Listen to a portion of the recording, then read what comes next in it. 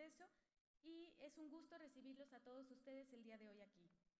Desde el Departamento del Hábitat y Desarrollo Urbano y desde los posgrados de sustentabilidad, les agradecemos su presencia en este auditorio para dar inicio al Segundo Congreso Internacional sobre Sustentabilidad en los Hábitats. Este Congreso Internacional se realiza en el marco de los festejos por los 60 años del ITESO y hemos preparado 3 jornadas de actividades para celebrarlo con ustedes. La temática central de este Congreso busca que en conjunto podamos reflexionar sobre innovación tecnológica y creatividad social en la construcción de ciudades resilientes. Para ello se busca en este espacio recuperar e intercambiar experiencias y conocimientos de nuestros conferencistas magistrales, de nuestros ponentes, talleristas y a través de las presentaciones de carteles que podrán ver a ambos costados del auditorio. Un agradecimiento especial a nuestros conferencistas magistrales, quienes nos acompañan el día de hoy y que provienen de distintos países como Tailandia, España, Portugal, Costa Rica, Chile y México. Bienvenidos a Guadalajara, bienvenidos al ITESO, esta es su casa. Para comenzar este evento, queremos compartir con ustedes una breve presentación sobre las innovaciones en las que estaremos trabajando durante nuestro congreso. Vamos a ver un pequeño video.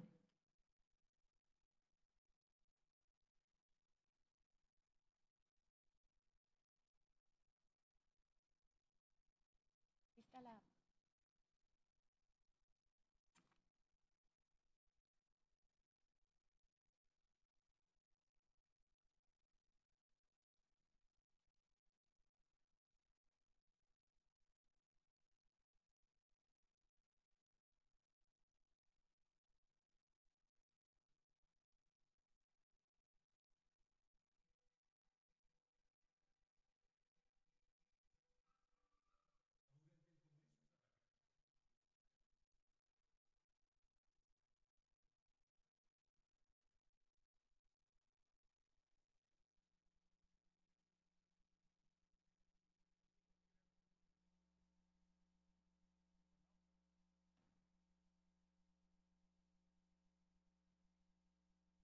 Bueno, un poco lo que les vamos a presentar mientras este video se muestra. Vamos a mostrarles una aplicación que vamos a estar utilizando a lo largo del Congreso.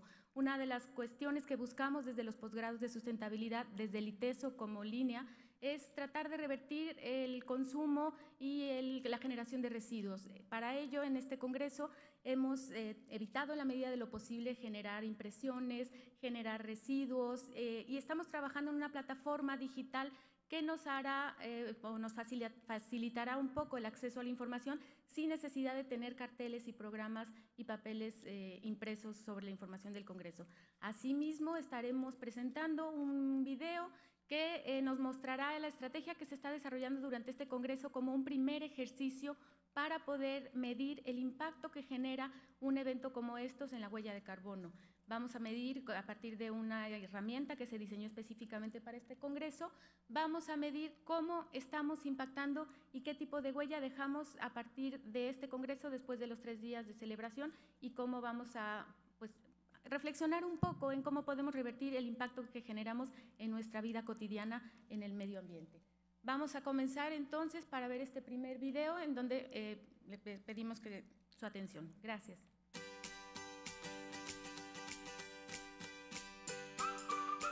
Durante el Congreso trabajaremos con 3 grandes innovaciones para reducir el impacto del evento en nuestro planeta. Uno es evitar al máximo las impresiones, el segundo es medir la huella causada por este evento masivo y el tercero es el uso de la tecnología como una opción sustentable para reducir las emisiones de CO2. Para ello debes descargar la aplicación Given desde la App Store para el sistema operativo que requiera tu equipo móvil. Una vez dentro podrás acceder a las actividades del Congreso para conocer todo sobre el programa. Revisa el programa de actividades y sus detalles. Genera tu propia agenda de actividades favoritas. Accede a contenido exclusivo. Descarga material y accede a contenido multimedia. Redes sociales. Sigue las publicaciones con el hashtag oficial en las principales redes sociales. Hashtag Congreso Sustentabilidad ITESO. Notas. Desde la aplicación podrás tomar notas de las conferencias y ponencias. Networking. Intercambia mensajes y organiza reuniones con otros participantes. Envía tu tarjeta virtual de contacto. Y también recibirás notificaciones sobre las actividades del Congreso. Úsala y sé parte del cambio. Bueno, invitamos a todos ustedes a descargar la aplicación que contribuye en gran medida a uno de los objetivos que nos hemos planteado, que es precisamente el de reducir la huella de carbono que nuestro Congreso genera. El acceso a Internet es libre, basta entrar a la página del ITESO, se les va a abrir una pantalla emergente en donde les permitirá nada más validar la conexión y el acceso al Internet es libre.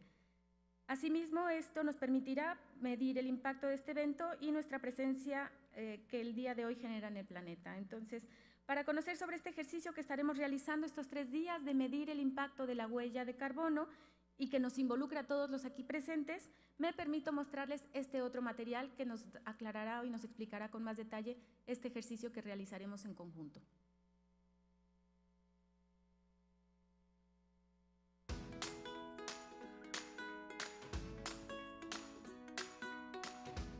Cada uno de nosotros genera un impacto en el planeta según el consumo y tipo de hábitos que realicemos día a día, y es importante que conozcas el tipo de huella que dejarás a las próximas generaciones.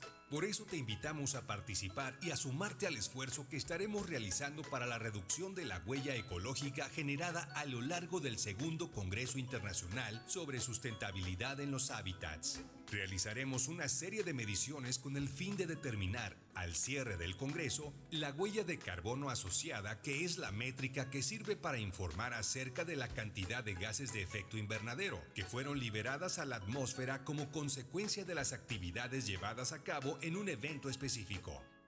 En esta ocasión, un equipo de administrativos, académicos y estudiantes serán los encargados de realizar la medición, evaluando los siguientes indicadores: movilidad, medios de transporte utilizados por los asistentes; energía, consumo energético de diversos equipos en cada actividad; agua, uso y tratamiento de recursos hídricos utilizados; residuos, volumen de residuos generados así como su respectivo tratamiento; compras, adquisición de productos y contratación de servicios externos; infraestructura, equipamiento de uso temporal o permanente adquirido para el evento.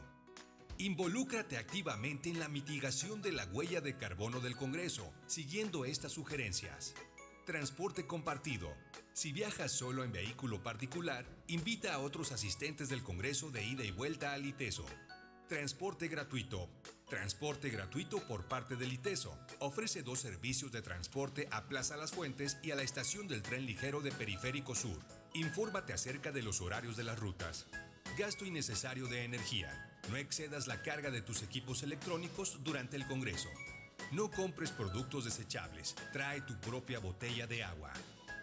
Agradecemos tu participación en el Congreso y tu apoyo para hacer de este evento un espacio con una menor huella ecológica.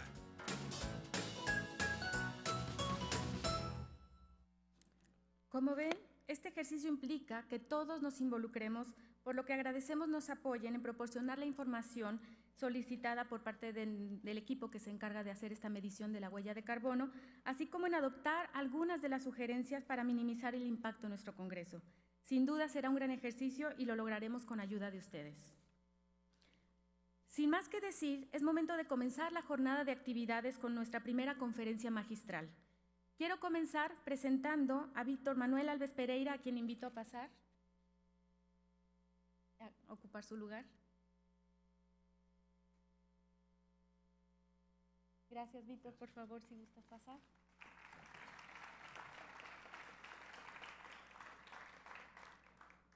Víctor Manuel Alves Pereira es nuestro ponente que nos acompaña de Portugal. Él es periodista y es experto en comunicación, estratega creativo y visionario, y pensador profundo. Cofundador de Zoom Global Smart Cities Association, una plataforma agnóstica con corazón y alma para el futuro. Cofundador de Smart Cities Portugal Cluster. Es conferencista internacional y colaborador, presidente y coordinador de numerosos eventos en todo el mundo y plataformas especializadas de contenido, revistas, portales, blogs, etc. Actualmente está trabajando con ciudades, universidades y corporaciones privadas para desarrollar hojas de ruta y estrategias para Smart Cities, Smart Regions, Smart Tourism y es ganador de The People's Choice Award primera edición 2018, una iniciativa de Smart to Future, evento global Smart Cities de Inglaterra. La conferencia que nos presentará será en inglés, sin traducción simultánea y se titula Building Smart and Sustainable Cities, The Smart Approach. Welcome, Víctor. Bienvenido, Víctor. Gracias por estar aquí y le damos la palabra para su presentación magistral. Muchas gracias. Thank you so much. Thank you all. Can you hear me well?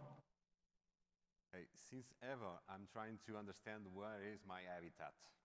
What is my natural habitat? Definitely, I like this one. Natural, nature, non-artificial. Like when we talk about intelligence, now everyone talks about artificial intelligence. And no one speaks about natural intelligence, which is something that we need to change a little bit. Okay, let's try to do something different because I don't have the clicking to change the slides. So if something goes wrong, it is my fault because I didn't prepare well the team. The team is doing great, so let's try to do the best possible. So as I told you, I'm trying to understand where is my natural habitat since ever. So natural for me is think about things that I live together daily in the daily basis, like normal things related with mobility, energy, sustainability, and also communication and also social relations between everyone. But since I was in Portugal, I'm living in a different habitat, which is like I'm going to show you in the next slides, northeast region of Portugal. That's what I meant when I'm not very comfortable with this habitat because they dress like that.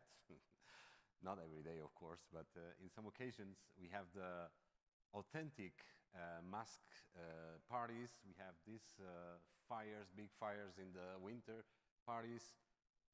It's like the ritual we are trying to bring since our ancient culture, and then we try to realize how things could be so important for us if we look at them in a perspective of for the future.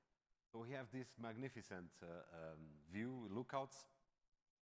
We have all the nature basically is surrounded by nature. All that area has 4 natural parks, international protected natural areas. So one of them is Rio Douro, from where the Porto wine is made of. All these areas full of nature, protected species, and of course we will have a lot of things to do, like the boat, like enjoy the river, enjoy the sunshine, and enjoy the cultural festivals also. This is a warrior dance. Doesn't look like, but actually they use the sticks and they dress like ladies because in that old time, ladies were big fighters, so the enemies will scare about where are you going to do, meet these warriors. We should leave it.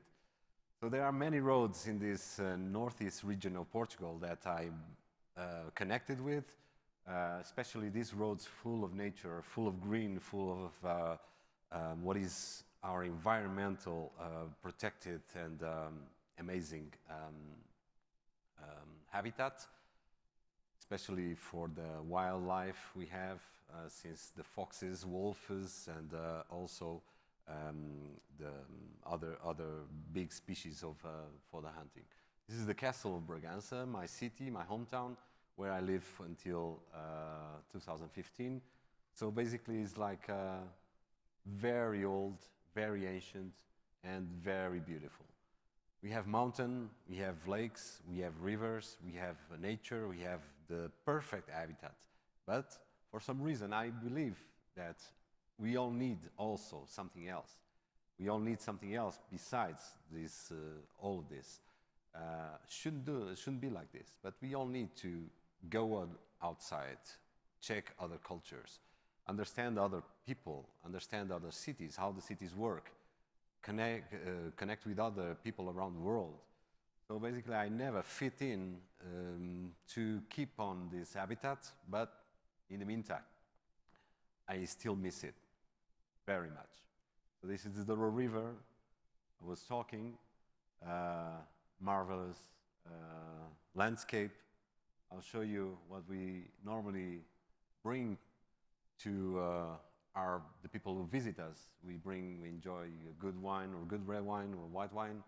This is from our region, from the Northeast. It's a prize wine.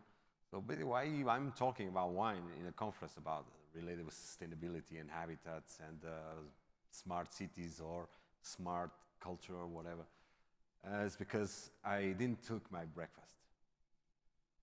So this is our lunch actually, not our breakfast. But I'm sorry if there's someone vegetarian in the room. We have some veggies also, but basically we eat a lot of nice meat.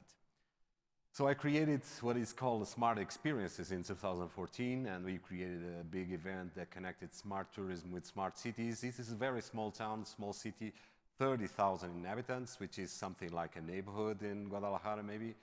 I don't know, I know for sure it's a neighborhood, like a building in China, but we created smart experiences for this event, connecting a lot of offers and a lot of things that we are able to provide to someone who's visiting us, but keeping the authentic and promoting what is the value, genuine, and what is our DNA culture in that region. This is the Templar Knights and Maltese warriors we had since ancient times also. We created an experience where we can enjoy this kind of route. So it's not a massive experience. It has to be small groups that are able to pay for it, or at least pay the right value for it. We were discussing this in the morning with another keynote speaker here, and it's very, very important that we understand what kind of numbers we need to speak when we are talking about sustainability and when we are talking about success of tourism destinations. And I show you this picture, very, very humble picture for you, you may say. I know I know Mexico for my honeymoon in 1999, and I experienced what is Mayan culture in Cancun. Imagine that. I went to Cancun for my honeymoon. A lot of people is going also. But it was amazing that I experienced when I go to I choose Cancun because it's not an island, it's not a beach, it's not only the sunset, it's not only the margaritas, it's not only what we all have in mind that when we think about a honeymoon. I choose because I want to experience the natural culture, and I was always a big fan of the Mayan culture. So I choose the Yucatan Peninsula to connect with that culture. And then I understand that all the people around the world have their own humble people, but actually this is the biggest, richest, the richest experience we can have is connect with them, understand what is their purpose in life, and understand sometimes they are very happy around the firewood and eating like smoked sausage or ham or something, or baking their own bread, and tell us about life. So when we come here and I'm trying to be warm and friendly, I'm very, very, very happy to be in Guadalajara, and I was very, very happy to be in Braganza, the Northeast region I just showed to you. But then I feel, why can I not fit in this kind of habitats? Because this one I can fit, but sometimes, another slide, please. Sometimes I feel a little bit disappointed because that area once is building right now a McDonald's restaurant. So around the world, McDonald's are closing. Some big cities are closing McDonald's because they don't want this kind of business, massive business, very mainstream business, not sustainable business actually. We are talking about McDonald's. We can speak about other brands, you know. I don't need to name it because I don't want to get sued about it. But actually, we have this big contradiction, which is that region has it all, but didn't have a McDonald's. Now they will have it. So my question is, when they have a McDonald's, what they are going to lose? Because they are going to win McDonald's. I'm afraid they are going to lose something. And that's something they are going to lose may be very important. And that's something that I have to live with it, and probably try to inspire other people that most of the times we are searching for something we already have, and it's understandable that people search for things they don't have, and I perfectly understand that people from that region want some McDonald's, they want to experience it also. So I bring some unsustainable challenges, and that one will be one in the next years also. Let's see how it goes. Let's keep it there. I still hope, there's still hope for that region. I'm working with them very closely. We're having the 5th edition of Smart Travel event in the next December. And I'm really working, trying to work with some authorities to try to make them understand how can we work together, not only them, not only the city, but also all the stakeholders related with the tourism. So with this unsustainable challenges, I bring the Smart Venice. Venice, everyone knows Venice. Everyone has been in Venice. I never been in Venice. Okay, I want to be there sometime in the future. But I know that a lot of people have been in Venice. In Venice, in 2010, 2012, started a project called a program for Smart City Venice. And basically it was something they tried to implement technology to control the water and the canals and control the flooding. You know, it's like Venice is underwater most of the time of the year. So it's all interesting to understand that they didn't create the Smart Venice. Smart Venice exists for a long time since it was built. This is how the houses are built in Venice, more or less the same process in Amsterdam also, so basically on the wooden sticks. And Venice, I'm not an architect, I'm not an urban planner, let me warn you. I just bring what is the image. I know there are a lot of academic and important people that can know much more about this than me, but I just bring this idea that we are talking about smart cities, Venice, like it's something new, and it's already there since ages. And I bring this part of the smart city Venice because in the meantime we are discussing the infrastructure, and we forgot that Venice in the meantime become a little bit unsustainable. Okay, a little bit, maybe I'm overreacted. It became pretty much unsustainable for the tourism sector. So we have something in Venice right now is under fire, like not right now, but since some years ago, is becoming featured in like the bad examples for massive tourism, wild tourism, and so on. And next slide will show you what it is, the crowded canals in Venice. And right now it's like even people who go into the canals in the gondola, they are checking their phones and they are not even paying attention to the surroundings. And this is like very, very sad to see how a city brings so many to the world and then in the meantime become so bad example. Bringing some bad examples and some good examples. I think there's, yeah, this one is like a bullet list. It has 20 million visitors every year. 50% stay hosted in the city. The daily number of tourism is become almost the same, higher than the residents actually, which is around 50,000 inhabitants in Venice. It lost like 60% of the population in the last years. Cruise tourists spend too little in restaurants and other services, so they basically they have all included, and they don't go to the city, they don't bring money to the city. In population decline, because number of available jobs not connected with tourism was decaying, and also because the cost of life is too high, and because of tourism, food, transportation, housing, etc. I wrote this in 2014, so it's, now everyone is, every city I'm visiting, they are coming to this. So basically, it's like a disease. Something is spreading, and this is coming higher and higher and higher problem for the cities. And then I bring you the case. Let's see if we yeah, it's unsustainable, of course, because it works, but it works like a Disneyland. It works like Venice Land. They have that picture with for kids and so on. So I bring you also Smart Barcelona, which is considered one of the smartest cities in the world, innovative cities in the world. Actually, it created the most important event for smart cities in the world. It's happening in November. It's the 8th edition. Gathers cities around the world discussing the new technologies, the new improvements to quality of life, sustainability, and so on.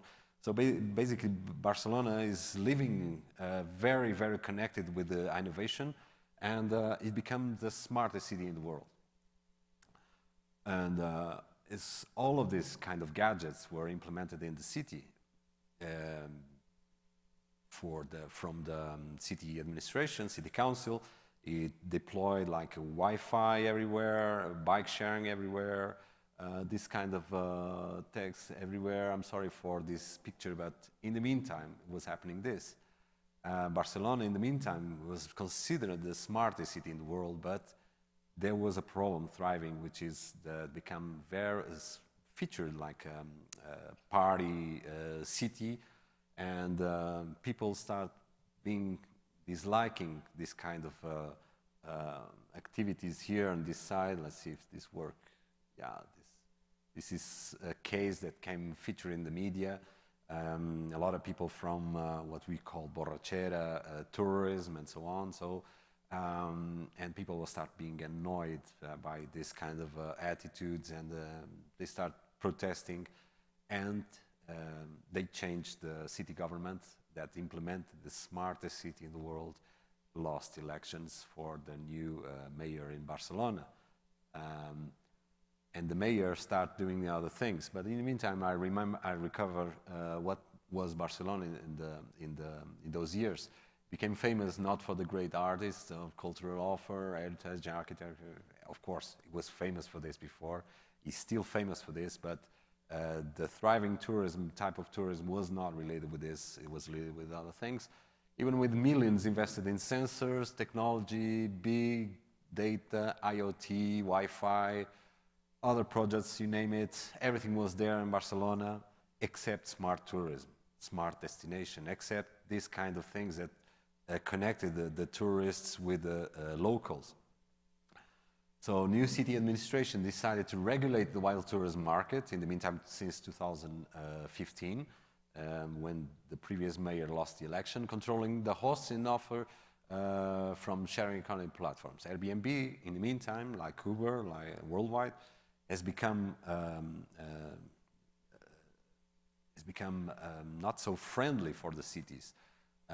So more information and empowering local communities and neighborhoods, bringing citizens to the discussion. Basically what they did was sharing power with the locals. Something that, for example, one of the other cities that people name as being smart city is from Medellin. And they become sharing the power, empowering communities. They become more aware of what was the problems, were the real problems for that city, and how to solve them in the co-creation model. So basically, this was unsustainable for Barcelona, and right now they are changing a little bit, but can be even challenging, still challenging. Okay, I bring you the smart city Lisbon. It's the city I live since 2015, where we organize also a big international event every year. But this is actually a tram stop with a big queue of tourists waiting for what it is, a small tram for at least 40 people or 50 people, and they wait like 1 hour at the sun, and I don't know why they do it. I'm always, hey, you should walk like 100 meters and you catch the tram in the other area, and you don't have to wait here. But actually, this experience has become a tourist experience. Not the tram, but waiting for the tram.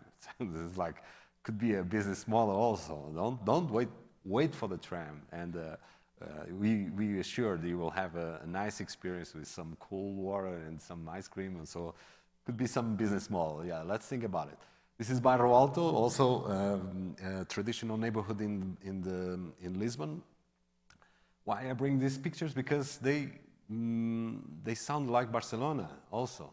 All these kind of cities are becoming very famous for the parties, and that's how it starts. The tourism gets cheaper, the tourism offer gets cheaper, the trips gets cheaper, the hotels get cheaper. So people start moving around and choosing what is the best choice for them to have fun, but also have experiences. I believe that we are only working with the have fun part and forgetting what can be also good for the cities, to try to bring mixed type of tourists to understand the city, not only for the fun part, but also for the cultural, heritage, natural, and so on. So another slide next. I bring, could be Lisbon. We have a bridge like this, but it's not. It's San Francisco. It's like my remote control is, still there. So smart San Francisco. It's the smartest city in the world, supposed to. It's the house of most of everything we know was born there, except Amazon. Was born in Seattle, Microsoft, but everything is there. Doesn't matter if they are born somewhere else. Everything we consider innovation and important for the new era, new age of internet, has Silicon Valley as their mecca. That's why everyone wants to create a Silicon Valley alternative. Not successful, but actually we need an alternative for Silicon Valley, and we are going to understand why. Because since 2015, again 16, this has become to be very normal to happen in San Francisco. We are watching increasing number of homeless people with jobs, which is something that we never watched before, and they are living in settlements around the city area, and they are living like this in the cars, in the caravans, in the wherever they can, in tents. And after that, they become a little bit complicated to live, because like families earning this kind of money, they qualify as low income for the California Bay Area. So this is something very, very problematic in the cities right now, in the smartest city in the world. Remember, it's like San Francisco, Silicon Valley. And London, finally, the worst cases I bring. London is the biggest city in the world, maybe one of the biggest city in Europe, definitely. This is the capital, financial capital of the world. So basically, London has become an asset safe deposit for wealthy systems and wealthy families and so on. This reminds me something not related with the actual mayor, but I like this picture for the dark side of city like London, and the empty side of the city like London. The city itself, like the financial district, is becoming very empty, full of offices, office space, and basically this is the map that points what is the empty area of London, of empty homes in 2016, and it is increasing.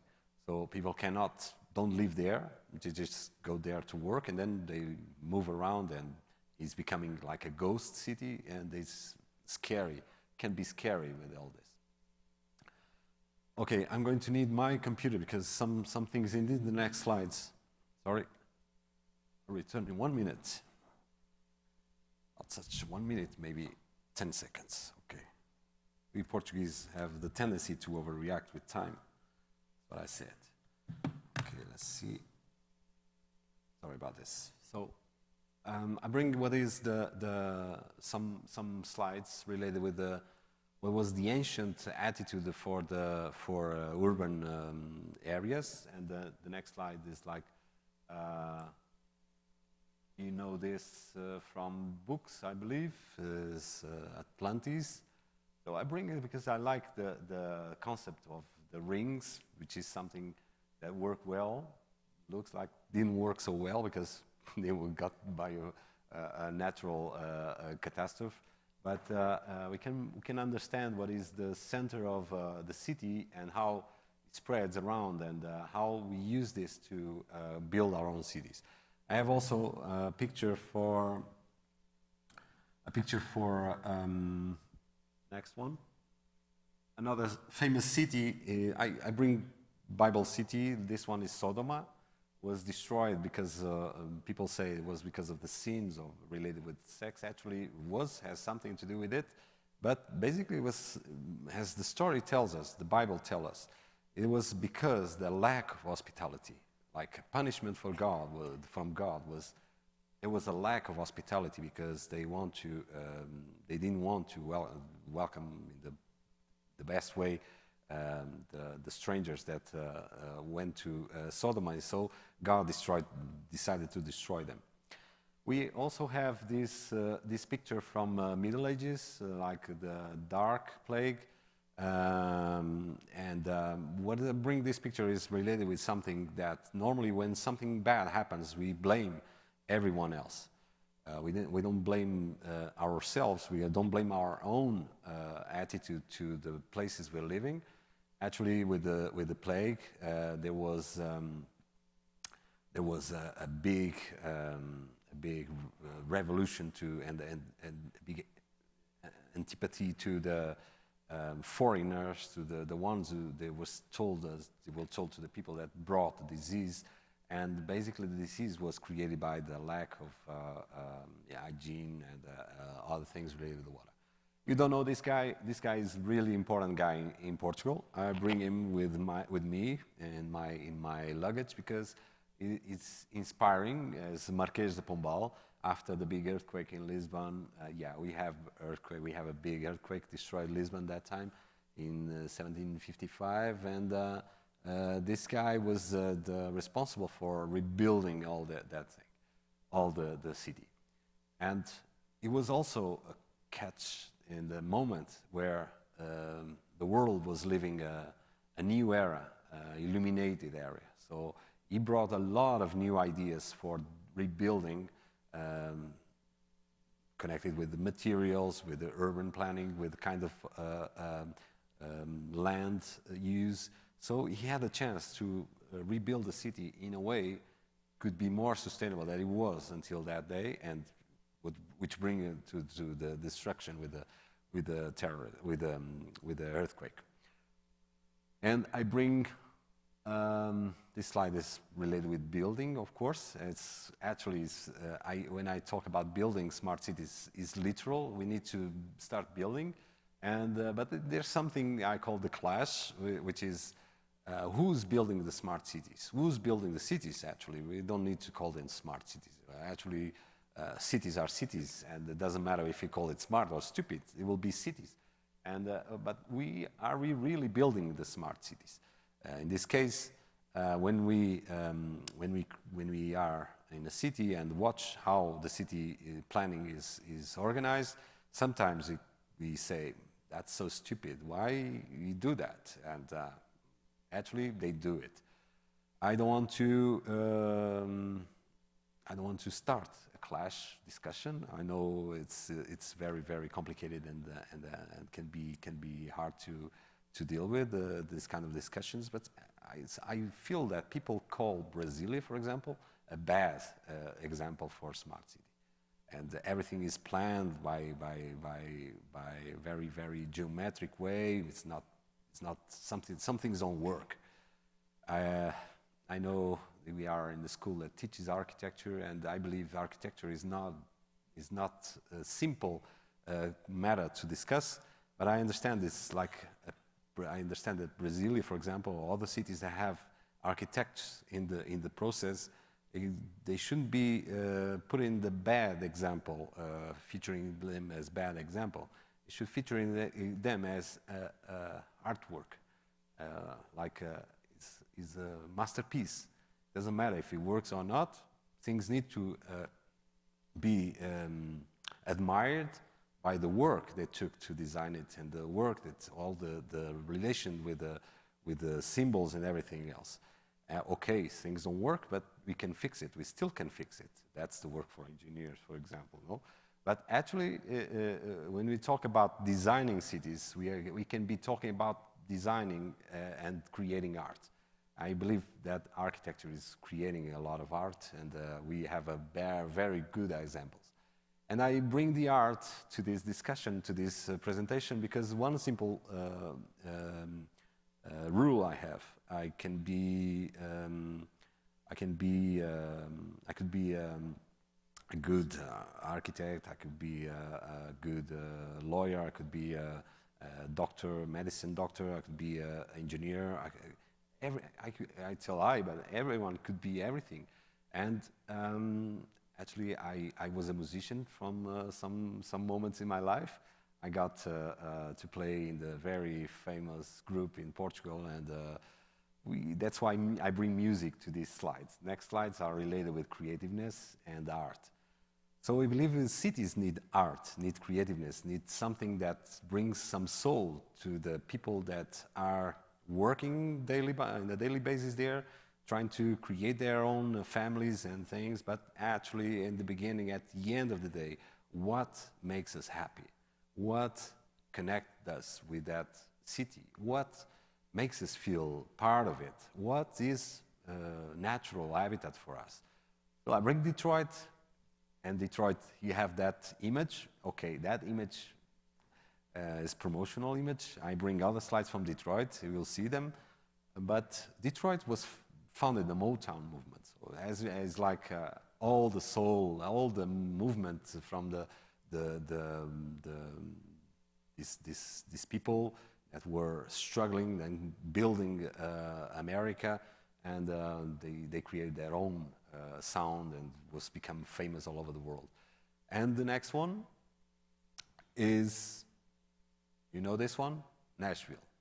I bring Nashville also with this nice, very beautiful smart city picture. We are used to watch this in all Smart Cities conference. But I bring Nashville with a crossing slides from the capital of country music. So it's like Nashville is connected with a lot of things going on right now with technology in United States. I only bring slides from the United States in this part of my presentation.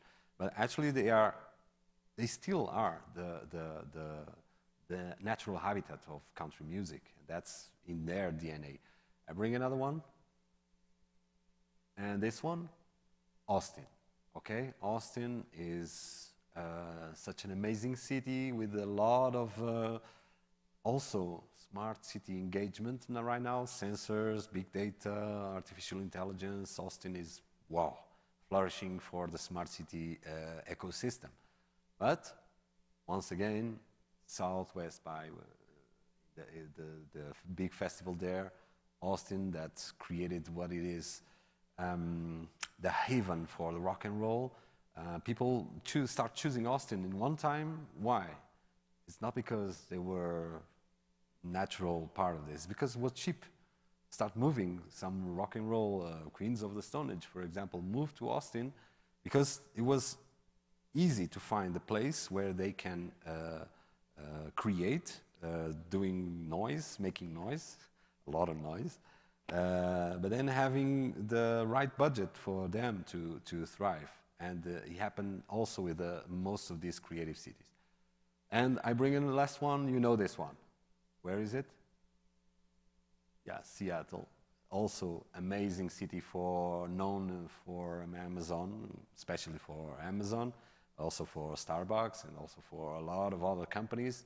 And you may know it also for what is called the ultimate martyr for the grunge music. It started there, the grunge, but Nirvana was one of them, of course, but we still have Pearl Jam, thank God, and they're still doing amazing concerts. So I bring these slides because all these cities are trying to become something, but they already are. They're trying to become smart cities, but they already are. That's why we need to understand what is all about smart cities. Okay, the next one is a slide that is written in some wall around the world. I think it's in Seattle actually, and it says that these are hard times for dreamers. Yes, when you start for dreaming it becomes a hard time because they get a lot of challenges, obstacles, and a lot of work. And if you don't stick to your dream, probably you won't succeed. And that's why resilience is so important in humans, and it has to be so important in construction, for example, in buildings and so on. So we are in this point. We are hyper-connected. We are not paying attention to what's around us. I mean, we, of course, not we, in this room. And a lot of people like you are paying attention to the details and to the alarms triggering all around the world. And they are thinking about it, they are discussing this, and it's very important. But actually, the majority is like this, hyper-connected, wearing suits and getting a lot of money with business, but also clashing with their own human problems, and they are facing, and they don't know how to solve it. I don't know if they want to solve it. That's one of the things that worry me most. And we have this, there's someone there, I don't know if you can see very well, but he's a beggar, he's a homeless people, but he's like right next to, I don't want to commit any, but I think this is a Lamborghini or a Ferrari, I don't know. I only have a Jaguar, so it's just I don't have it, I wish. And the next slide is, this kind of creativeness is growing around the world in every city. Actually, this is for pigeons. We are these traps for avoiding pigeons to destroy some buildings. But we are using the same kind of infrastructure, creative and hostile infrastructure for humans. And I'm not sure if you realize that someone invented this. This was not brought by some alien or someone that just, what should I build here now? Oh, I know. I'm going to put the pavement like this because it's beautiful. It doesn't work like that. Some had the idea. We need to solve these homeless people in the streets very fast. And someone created these devices. And I'm not here to judge because we all know how this works, but actually these devices can be. I want this one. You recognize this lady? You don't recognize her. Who's that girl? Oh yeah, no. I should bring my guitar to take the tone. Yeah, it's Madonna. Madonna moved to Lisbon. Actually, she posted a new video yesterday from Instagram. Everyone is crazy with the Spanish music soundtrack. She put it riding a horse through the beach, and they were saying, "This is paradise." But everyone, well, you should put some Portuguese music, by the way. No, but she put the Spanish song, so it's fine. But Madonna is becoming a symbol of this new age, new era, new people that are moving around the world and choosing the best spots to live and to settle at. And they are being accused of promoting the gentrification. That's why sometimes this can be very useful for the mayors who have a very nice middle-aged lady, not to say an elder lady, but can be complicated to the future of that city. That's why we are in Lisbon right now. She's in Lisbon, but everyone is. There's a lot of cities that have these people, famous people around the world. What we should be aware is why she was not welcome anymore in New York. Because that's the part we are missing. She was clashing with neighborhood, with their own neighbors, for the parties, for the noise, in the Fifth Avenue. So I believe she was not the most important people in that neighborhood, actually. But she found a new haven, and we are welcoming her. Okay. So this is the story right now. graduated people trying to get the money for the right income to pay all their expenses in the end of the month, and it's not becoming possible. Even with 2 or 3 or 4 jobs, which is something that I cannot understand. This guy is prepared to work first month for free, so something that really states this point.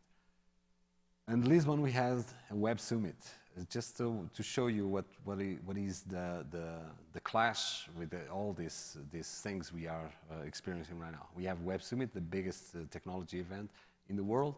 It's coming in November also, but we also have something that last year killed more than 100 people. Big fires, forest fires, and it's hard for Portuguese to understand how can the country that hosts the most innovation and modern conference in the world in this century still has violent forest fires. Climate change, global warming, it's a lot of narrative speech we can start working on, but actually there was more than this. It was related with people don't pay attention to remote areas anymore, don't pay attention to peripheral areas. So I bring this one when represents what it is to have to live, and why children may be happy with very little, but they still happy in their essence, in their humanity. And this one is live to have, which makes the opposite side of our society, is the ones who don't have much, but they're still happy. And these ones are happy in their own way, of course. And once again, it's not a judgmental thing, it's just what it is right now, and we need to live with this. Like this related with the Model S, and it's like the fan side of the society right now. Everyone follows big stars and people from Silicon Valley once again. Like following them as examples. This can be good and bad at the same time. Good because, for example, for sustainability purpose, for the future of our planet, one of the things that may contribute to change mindsets and change behaviors is design, for example, is what it is attractive by the design, and what is the fan side of things. We work with iPhone, it works with Tesla, so we just need to start working with that for other kind of purpose in our planet. Oh, I bring the good cases. I'm not sure how's the time. It's a lot of time, yes? Well, I will make it shorter because I know it's too much time, and I'll try to connect with the audience if they have some questions. Okay, so this is Vienna. Vienna was named again the most livable city in the world this year, overcome Melbourne in Australia. And Vienna makes me think what is smart nowadays, because Vienna was never featured like the most smart city it became, but people didn't understand very well why. So I bring you the Vienna case to understand, to everyone be aware of why. Because they created a disruptive private housing market. So, and it didn't start now, it started in the 90s. Actually, the project for social housing started in the 90s. It was not a smart city project at all. And they become like an example for other cities, but strangely, other cities didn't follow the example. And they should follow the example at that time. So I bring you this case as an amazing case of how they connect the housing, the mobility, and the energy together in the same planning for the city, and they become livable. So once again, the housing was the touching point, the base of all the policy. In the 90s, they decided that they should create a social housing market, and they brought very, very important architects to work with the new neighborhoods, designed very well, very beautiful. You all know, the first picture was one of them. So we have like a social housing program started in the 90s. New zonings and projects have been attracting citizens since then. Because, for example, in Lisbon, in Portugal, social housing has some stigma attached. And this is a problem more from the politician side than from the citizen side. Because politicians bring social housing as something we created this for the poor and low-income people, and now we are taking picture with everyone crying because finally they have a house. So this becomes stigma for the other people that need house, and it's like a silent need, and it's getting worse because there will be a time they will start screaming for their need.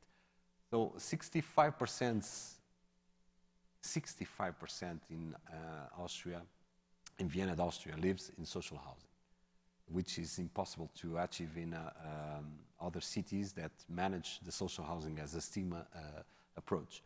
So new projects include creative ways to promote new politics. For example, if a family applies for these programs, in the file they have the option to choose if they are not, they will choose, I'm not being a car proprietary, so I'll skip the garage, and they will put it in the other side of the neighborhood without garage, without roads, actually only the basic for the last mile, called the last mile, with the bike lane, and also other kind of public transportation.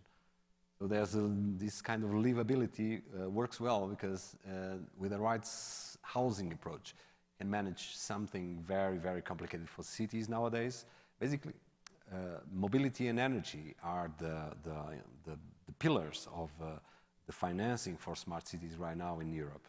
You know, we have European Union, there's a lot of bids and programs for financing projects in the cities or in the countries.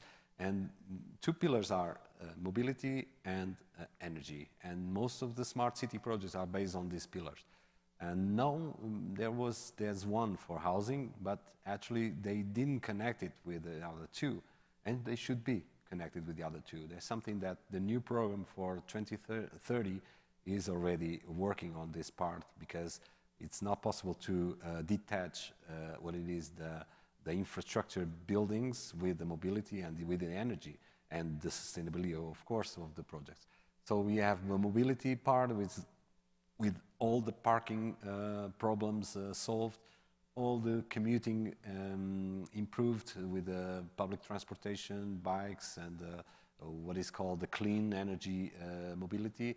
And we have the energy, of course, already related with mobility, with electrical mobility especially, but also with the construction, with the new materials, circular economy materials. Everything is being built based on a sustainability approach. And that's why Vienna is so nice to put in these slides, because it's very, very, very inspiring for other cities to work with. They just need to solve the issue mindset for the social housing project. Okay, and I think we need a click here. Yes, like this. 1.7 million people are living in social housing in Vienna. Okay, these slides we can move on. They have some, 60%, 65% actually, and 200,000 social housing units. But it has the stigma like many countries around the world have, and they overcome with it in the beginning with attractive neighborhoods designed by famous architectures, and it was important to create the big impact. And this question is, why aren't more doing the same? It looks so easy, but actually since the 90s until now, it takes a lot of effort, a lot of work, a lot of strategy that some cities are not willing to take, because it's too much time to promote a strategy, long-term strategy. Okay, so I bring you the next case. Is a little bit faster. It's the Amsterdam case. And again, the question, what is smart nowadays? Amsterdam is one of my favorite cities, but don't get fooled by this picture, this red light district. Actually, Amsterdam was considered very, very bad example in 10 years ago or whatever. It's like everyone was mentioned, I'm going to Amsterdam, and say, ho, ho, ho, you're going to the red light district, ho, ho, you're going to the coffee shops. Yeah, basically I didn't go for that reasons, definitely didn't. I go because they have such an open and tolerant and passionate way of life, and we still find it very easily. That's why it's so important that we mention Amsterdam in the good cases, not in the bad. Of course, they have bad, like every city. But it's the only city you can see this picture, like a jungle of bikes. Those are bikes, and the bad thing in the back. And let me share with you, when Amsterdam was the first city creating the deputy mayor for night. They have a night mayor, which is someone that only. And why is that? Not because the night is considered funny or something for the happiness of the people that are going to use the night in Amsterdam. But there are problems in the night that become very, very challenging for the city council. And one of them was related exactly with prostitution. Prostitution is legal in Amsterdam, as you know, and there was thriving since last year's 10 years. It has become overcrowded with tourists just circling around the red light district, and elder people, people getting married, they went there just to watch, just to look, as far as I know, as they say. But it's become problematic for the people who work there, actually. And who work there start complaining for a lot of things. They didn't get the right money, the right income, because they were getting a lot of a lot of bad business with all the tourists coming. So he has also the coffee shops, and he has also the drug problem. But Amsterdam is an example how to overcome this with design, with creativeness, and especially being tolerant with other humans.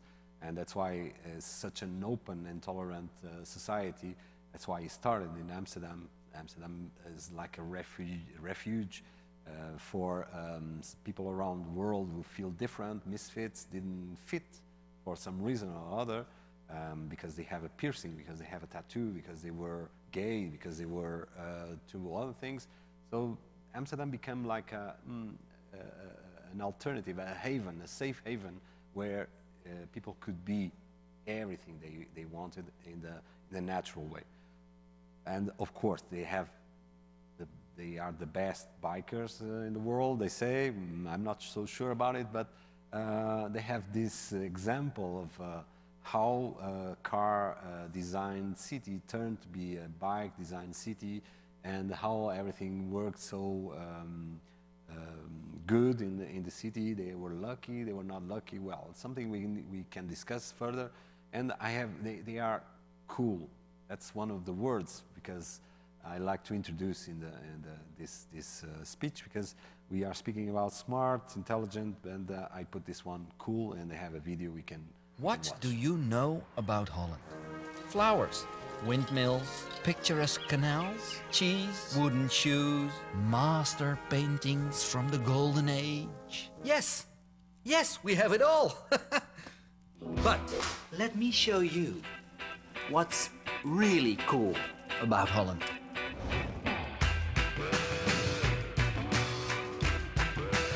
You call it organic and artisanal. We just call it food.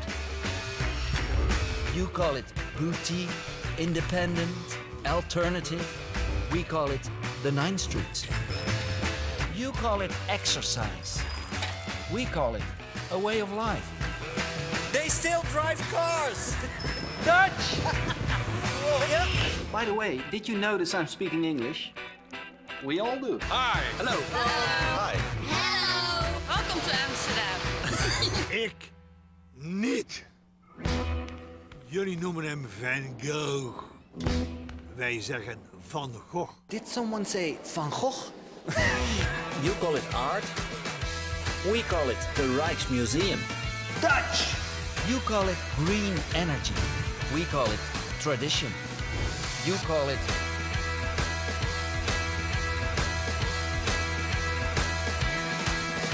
We call it Amsterdam. Come to Amsterdam in 2013. You call it the travel day. We call it the first day of vacation. Holland, the original cool. Visit us at holland.com/cool. Dutch!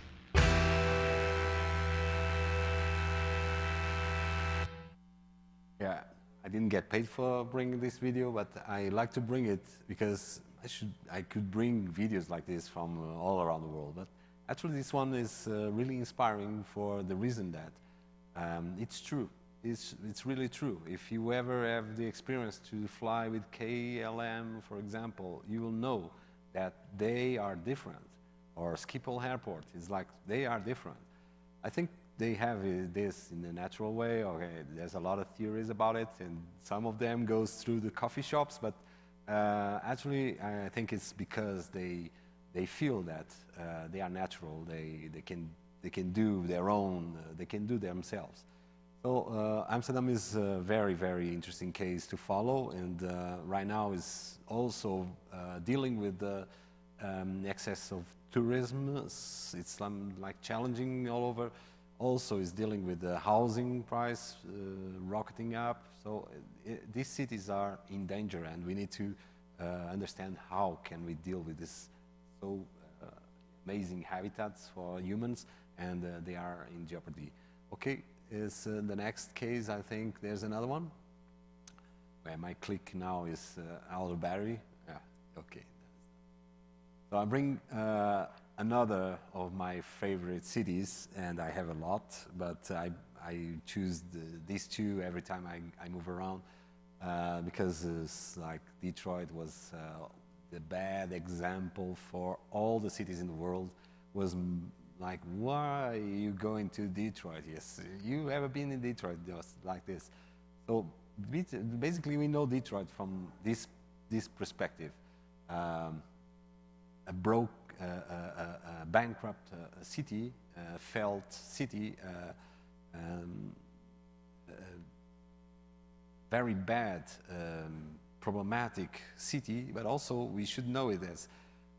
It was a capital of car manufacturing. It still is very important for car technology. And for me, I consider Detroit like the shift from the blue-collar to white-collar economies. Like everything stopped in the meantime when factories start moving around the globe. And Detroit was the first city feeling that part. It was like something was broken there. Actually, all the city was broken because it was bankrupt. It lost 70% of its population, and we start looking in the media, featuring in the media pictures like this: housing being abandoned, tear down, neighborhoods all like empty ghosts. And I have another one like factories. But imagine what, some of these factories were abandoned already for 30 years.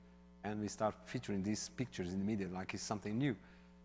So we have to be careful with the fake news. We didn't talk about fake news at that time, but there are a lot of information that spreads around the internet that we consider right, but is not. Actually, this one is. It's like the houses starting to become occupied and started to become attracting some bad behavior. So the city municipality didn't have the resources to deal with it, to deal with the occupiers, with the people that were robbing and the looting, And so the decision was the easiest one and cheaper one: tear everything apart, everything down. So a lot of neighborhoods and houses like this were teared down by the city council because it was the cheapest way to deal with the problematic thing. What happened in Detroit in 2014 was amazing, because that's when you see the resilience of the population, the humans. When they were like despair, without hope, and actually in need, they started to creating their own, farming their own food. And because the city council, the city administration didn't have budget to take care of the gardenings and the green space anymore, so they found public space as the perfect space to garden their own food. So it's like after that, in 2016 or 2015, we start seeing this trendy thing about urban farms around the world. I think everywhere start creating these urban farms, like a trendy thing to make sure our city has also urban farms. It started with the urgent need for food in Detroit. So everyone started growing their own food, farming their own food, and it became the urban farming process. Right now, you have to understand that there are indoor farms that are still growing in the Detroit like a trend. New business actually scaling up. All the empty construction and the empty industrial buildings are being used for indoor farming using aquaponics and other interesting and important for the environmental protection that they are building there. So another slide to show you what is the rising of Detroit. I wrote about it in 2014 when there was the trend was the housing market was starting to be very, very complicated for people in New York, Boston, or San Francisco. So again, like Austin, rock and roll people that moved from Austin because it was cheaper. Again, a lot of creative people that couldn't afford to live in New York anymore, they start buying houses in Detroit. Actually, one of my friends is real estate agent in Detroit. He runs the marketing in a real estate agency. He was really bad at that time, and he's the one who sold a house, traded a house for an iPhone 6. So in that time, it was like $18, $800 or something. And that was the last bid for that house, and that's the only thing he can, is a story he tells in the media, of course. And of course, it was not this house. But they start flourishing. All these creative people that moved to Detroit, actually, they were, when we define artists, when we define creativeness, when we don't need to define it mainstream directly. Actually, there are a lot of creative people that don't go mainstream, don't even are mentioning in the magazine and so on, but they are creating, they are artists also. And they created, one of them created the brand Detroit versus everybody, and this one also, Nothing Stops Detroit. It's like showing that we are here, we are still here, and you can imagine how it is to connect with the people in need in a city that is bankrupt, where the advertisement in the cafes is still open, but they are closed for 2 years, and how the city is thriving, and again, how the city is getting the same problems again that brought them to the bankrupt, with the housing market growing up, prices are increasing, a lot of problems already with gentrification. So Detroit was so bad, but now it's so good that it's shifting for something that could be important. This is something I took from the Smart City Detroit. We are working with them with this, like this is the framework, the workflow for the sensors they have. They have access to immediately to the number of licenses for housing, number of licenses for business, and so on. So it shows you the contrast between what is the city and what is the important things. Yeah, coming to the finish a little bit for the last slides. We'd like to understand how all these bad examples, the good examples, and how things should work in the city from the starting point of the city administration is when we need projects and plans. One of the problems we have right now with the politicians that run our cities is that they don't plan much ahead. They plan to immediately, and this brings a lot of problems for the city. Maybe not immediately, but in the long term. That's why the strategy needs to be worked with all the stakeholders. Needs to be worked with all the people that have interest to work with the city, and not only companies but also citizens, and especially citizens, and the ones who have a word to say and contribution to do to the citizen and project plans. Then we need to be careful with the promotion. Like, for example, if we promote, I give you an example. One of the examples I don't like to give because it's my own city. I live there right now. Is Lisbon. One of the things that Lisbon is promoting is Madonna, for example. So when they promote big cruise ships, the tourism department promotes big cruise ships, promotes very, very amazing attractions in the city.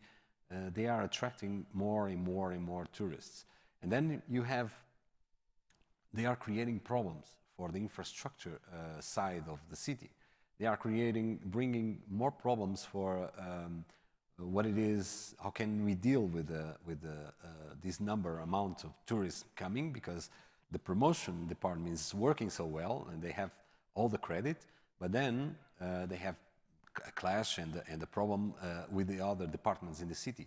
So we call it silos in the city. That's basically something that we need to start working with the smart cities. They need to have a new structure above all the silos to work well, all the strategy. Because if someone is doing a great job promoting, he's doing a lousy job taking care and managing it. So it's the same city, it's the same administration, it's the same politics, actually. The kind of investment we are attracting right now is related with the real estate investments. Portugal, for example, is becoming very attractive for the real estate. And we discussed this here with the professor, and we are talking about Greece already because it's so cheap. So the investors are shifting from the poor countries, or at least where they can find good investments in the real estate, and they are moving to them, and they are creating a lot of problems for the citizens because they're the ones who make the rents increase and the prices and everything else. But you need to attract investors, otherwise it's like the cycle doesn't go well to the city also. And another one is closing. Yeah, we are going to close it. The talent, attracting talent is what we call how can we have the right people in the right city. And this can be certain and true for Guadalajara and also for Lisbon and other cities. And we are going to finish with the big data and the big mistake, something we need to understand that data, we are using data for running our policies, and some administrations are already using artificial intelligence. It's very interesting to see how the big data is contributing for medicine with the IBM Watson and shopping and so on for business. But we need to be aware that data can bring a lot of bad things also, including racial discrimination. We don't need to make the city, all the decisions, important decisions made by a computer, otherwise can be complicated to deal with some problems, some biasing algorithms, and so on. So no solidarity and so on. So the challenge for the mayors right now are being challenged. Becoming smart cities or become smart, sometimes both things are not compatible. So we need to change and choose wisely. And I think we need to skip this part of the smart city events, which I'm participating in a lot. A lot of people selling and bringing miracles all over the stage. And the audience, it's not your case, of course, and I'm not doing that also. But I'm watching these kind of things. The cities, they want to feature what they are not. And sometimes it's better to feature what is bad in the city. That's why you need to feature what is bad. That's why you bring people to solve what is bad. You don't go to the stage featuring everything is amazing, perfect in our city. So you don't attract no one to fix nothing if it's so amazing. So cities that have problems and have something to challenges to stakeholders, citizens to solve, they could claim their help to solve in a creative way all the problems. And that's why the future, that's why this all communication, all featuring, all this in media, yeah, we can go to the future, more balanced future, of course, swinging future, and happy. And that's why I'm okay and happy to be in this amazing habitat with you all. Thank you so much.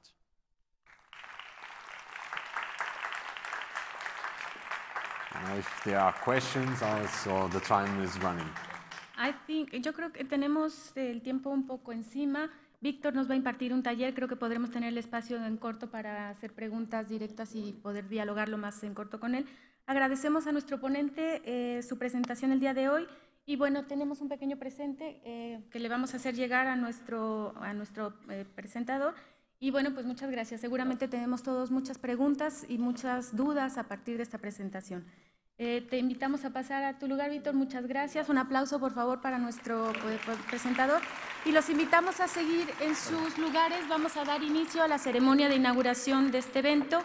Por favor, permanezcan ahí. Vamos a hacer el acomodo rápidamente del escenario y en este momento procedemos al evento formal de inauguración del Congreso. Muchas gracias.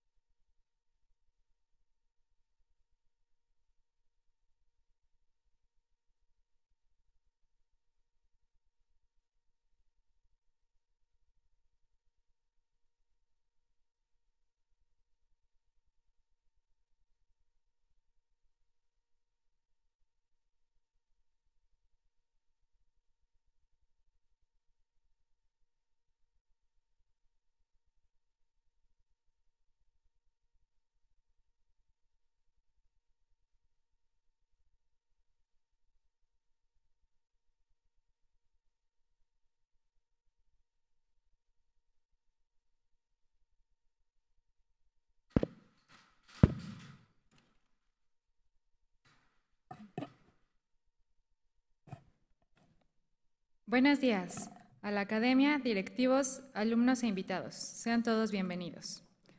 Acompañándonos en el Presidium tenemos a Diego Rea, representante de alumnos de los posgrados de sustentabilidad, doctora Mónica Solórzano, coordinadora de la Maestría en Ciudad y Espacio Público Sustentable y la Maestría en Proyectos y Edificación Sustentable, maestro Óscar Castro, jefe del Departamento del Hábitat y Desarrollo Humano, doctora Catalina Morfin, directora general académica, y doctor José Morales Orozco, de la Compañía de Jesús, rector del ITESO.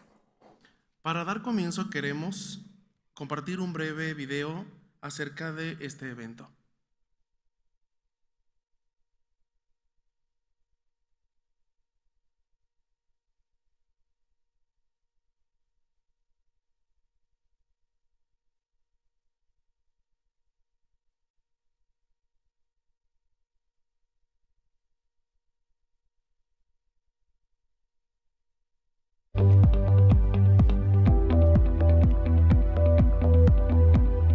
En el marco de la celebración de los 60 años de ITESO, junto con el Departamento de Hábitat y Desarrollo Urbano y los posgrados en sustentabilidad, te damos la más cordial bienvenida al Segundo Congreso Internacional sobre Sustentabilidad en los Hábitats, con el tema Innovación tecnológica y creatividad social en la construcción de ciudades resilientes, contenidos que serán tratados por conferencistas magistrales de Tailandia, Costa Rica, Chile, España, Portugal y México.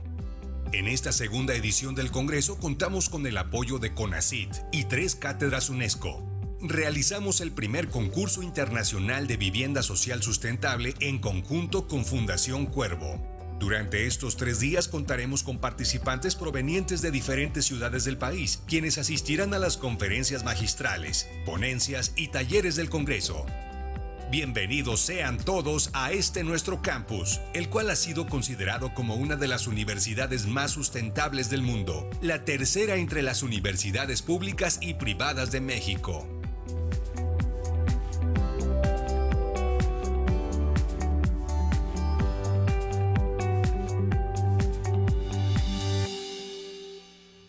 Agradecemos su presencia el día de hoy para inaugurar este segundo Congreso Internacional sobre Sustentabilidad en los Hábitats, y para ello invitamos al maestro Óscar Castro, director del Departamento de Hábitat y Desarrollo Urbano, para que nos diga unas palabras.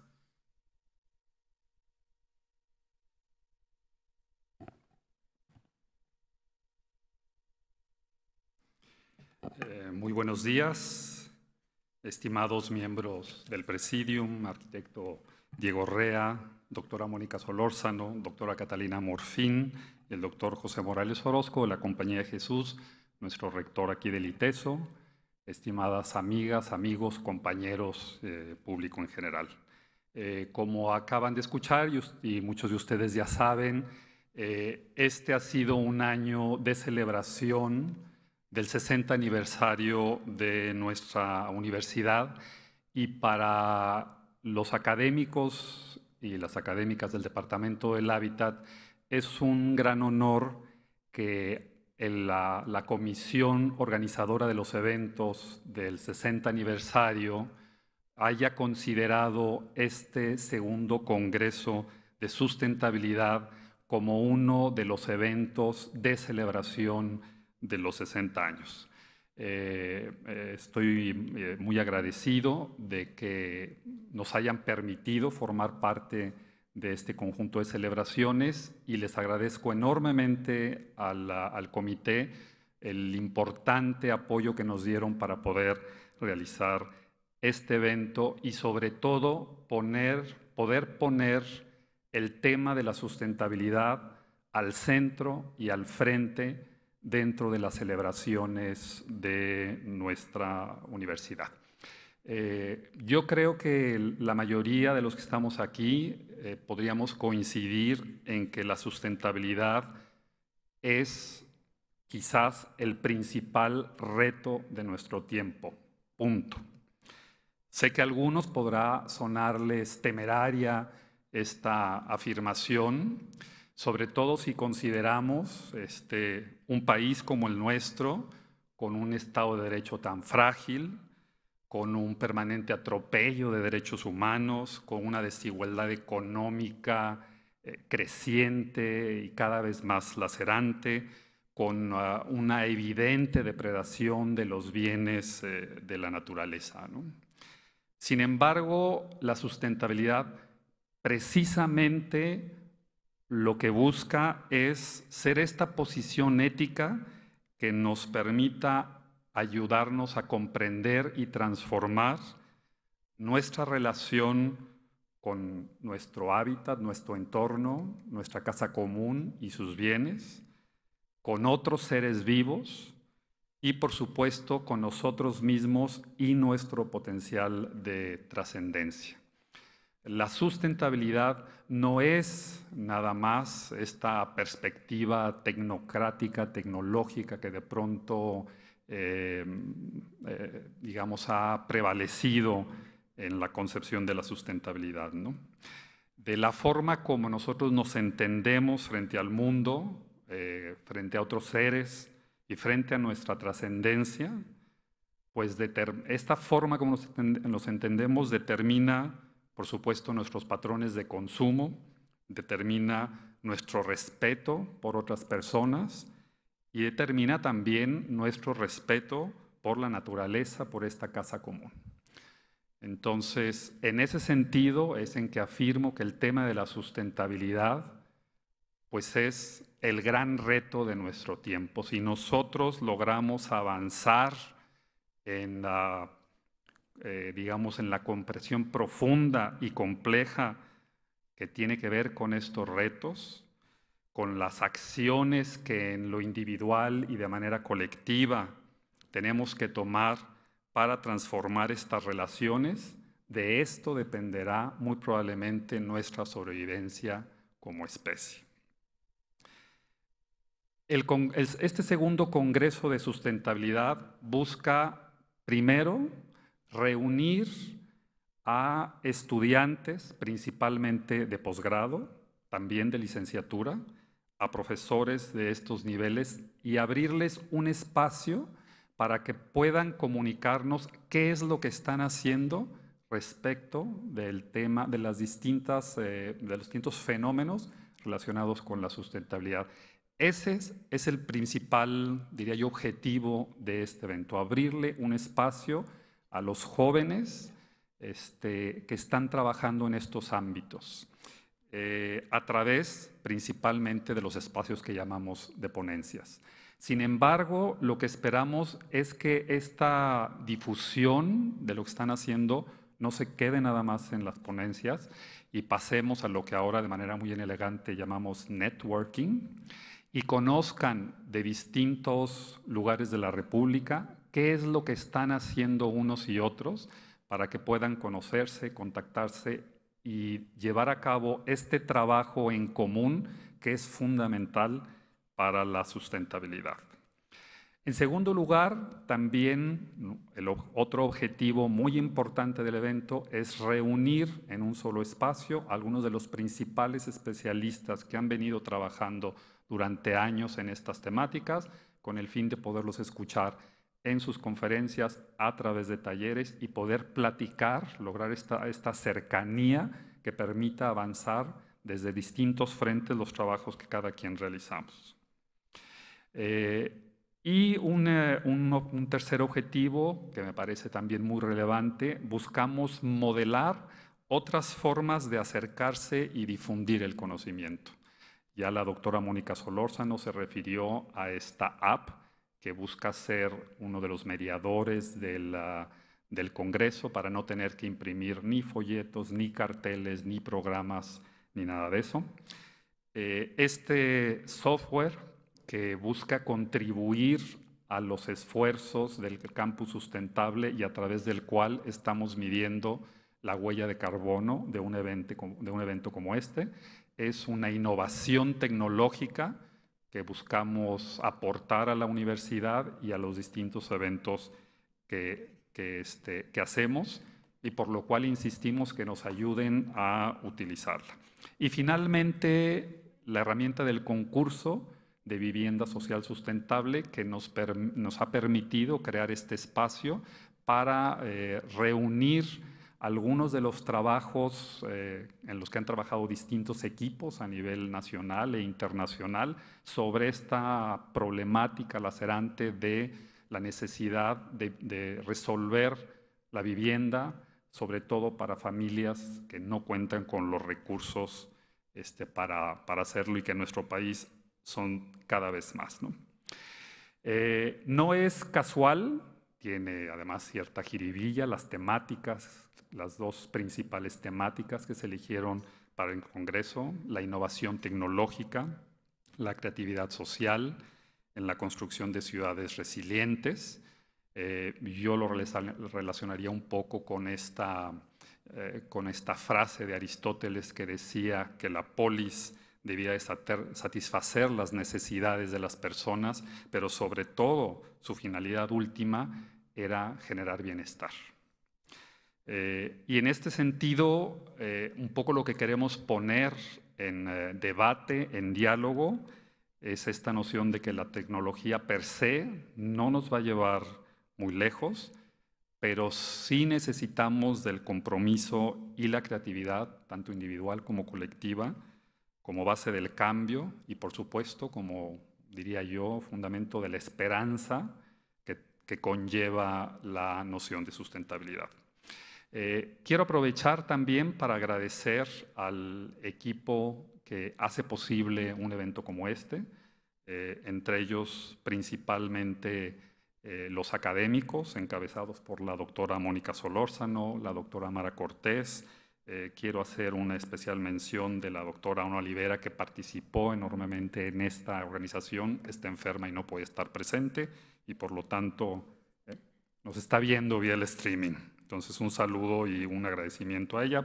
Por supuesto, también un agradecimiento al doctor Alejandro Mendo, al doctor Rodrigo Flores, al doctor David Vargas, quienes han formado el comité científico. El evento tampoco sería posible sin el apoyo tan comprometido de nuestros estudiantes de posgrado, que han estado apoyando decididamente el evento, y otras áreas de la universidad, como quienes atienden aquí el auditorio, servicios generales, comunicación institucional, la Dirección de Relaciones Externas, por supuesto la Dirección General Académica, quienes sin ellos no podría ser posible el evento. Quiero agradecer finalmente a quienes nos han apoyado con recursos diversos para la realización del evento, al Consejo Nacional de Ciencia y Tecnología, a las diversas cátedras UNESCO que han creído en el proyecto y nos están apoyando, a la Fundación Cuervo, quien fue socia nuestra en la convocatoria del concurso, y por supuesto a todas y a todos ustedes que son nuestra apuesta para que la sustentabilidad sea posible. Bienvenidas, bienvenidos, que tengan unos extraordinarios 3 días de talleres, conferencias y ponencias. Muchas gracias.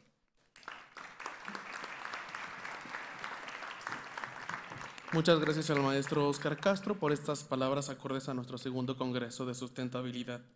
A continuación, aprovechamos para agradecer al padre rector su presencia el día de hoy para compartirnos unas palabras y para inaugurar nuestro congreso. Le dejamos la palabra.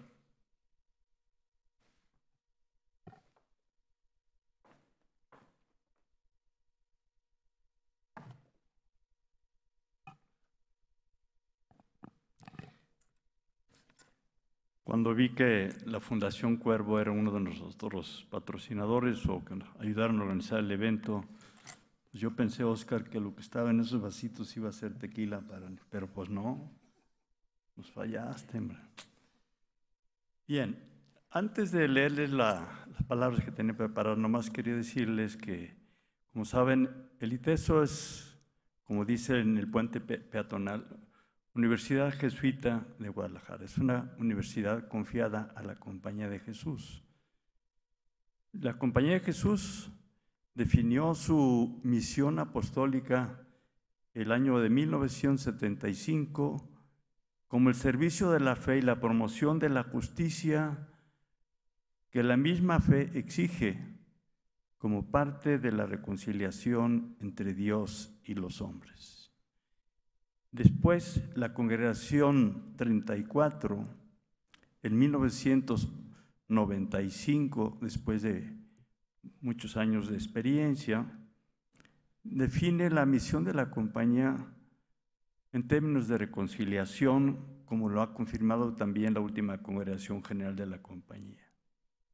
La misión de la compañía de Jesús es servicio a la fe, promoción de la justicia, pero la justicia entendida y la fe entendida como una triple reconciliación con Dios, entre nosotros los hombres y con la naturaleza.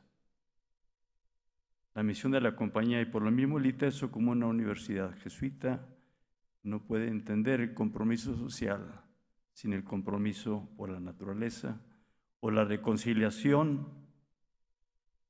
entre los hombres separada e independiente de la reconciliación con la naturaleza.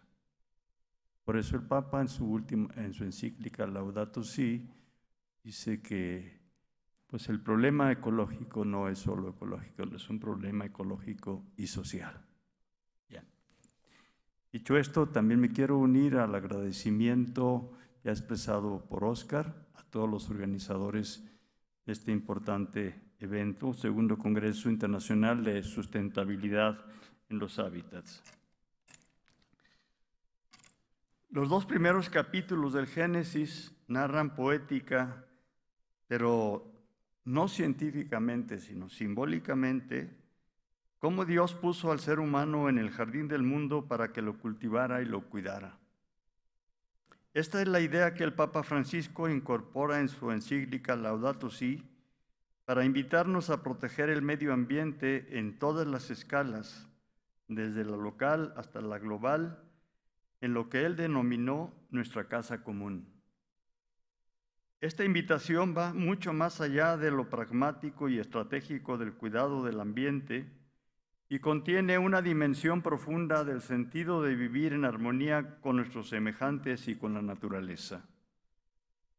Por otro lado, desde que comenzaron los estudios sobre diversos problemas ambientales, originalmente centrados en lo ecológico-biológico, muy pronto nos dimos cuenta de que la problemática ambiental es también problemática social y de índole multidisciplinaria, por lo que es estudiable y atendible, o debe serlo, desde muy diversos ámbitos de la actividad profesional. El ITESO es una muestra, o pretende más bien ser una muestra palpable de un jardín bien cultivado y cuidado por manos dedicadas desde hace 60 años. La Universidad Jesuita de Guadalajara es ahora un vergel que no solamente cuenta con espléndidos árboles y espacios con diversa flora y fauna, particularmente aves, sino, más importante todavía, es un huerto fértil donde florecen ideas, proyectos y personas. Este segundo Congreso Internacional sobre Sustentabilidad en los Hábitats es uno de esos frutos. Organizado desde el año 2016 por el Departamento del Hábitat y Desarrollo Humano y con el apoyo de diversas áreas de la Universidad, reviste una importancia particular.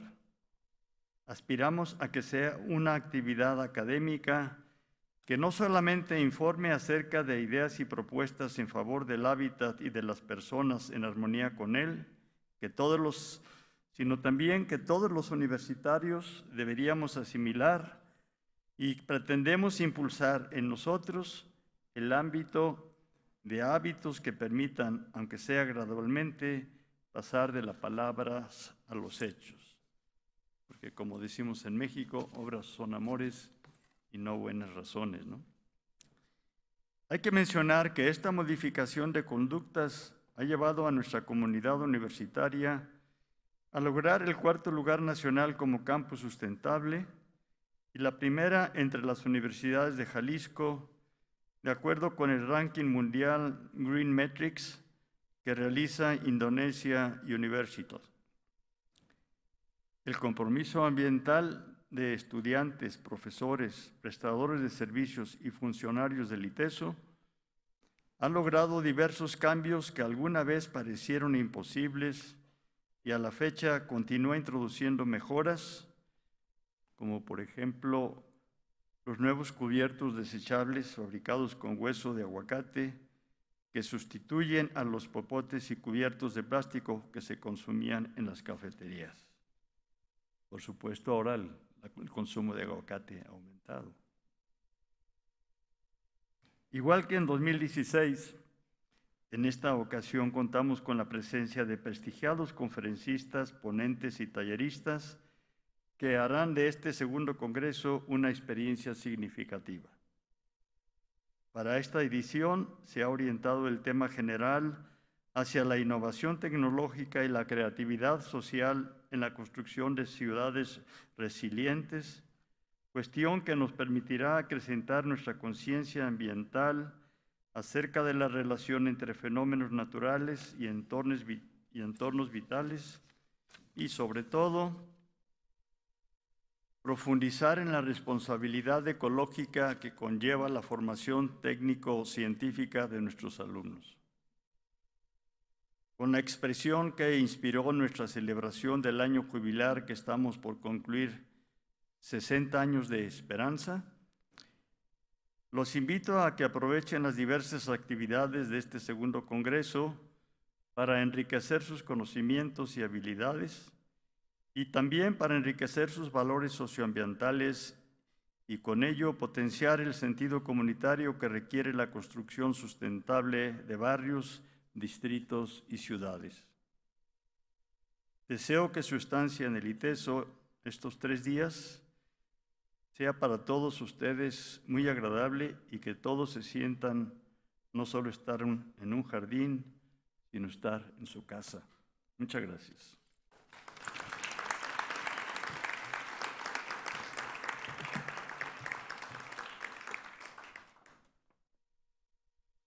Muchas gracias al padre rector por estas palabras. Muchas gracias a nuestro presidium el día de hoy. Los invitamos a un breve receso de 10 minutos para posteriormente regresar a sus lugares y dar comienzo a las actividades programadas a lo largo del día. Muchas gracias.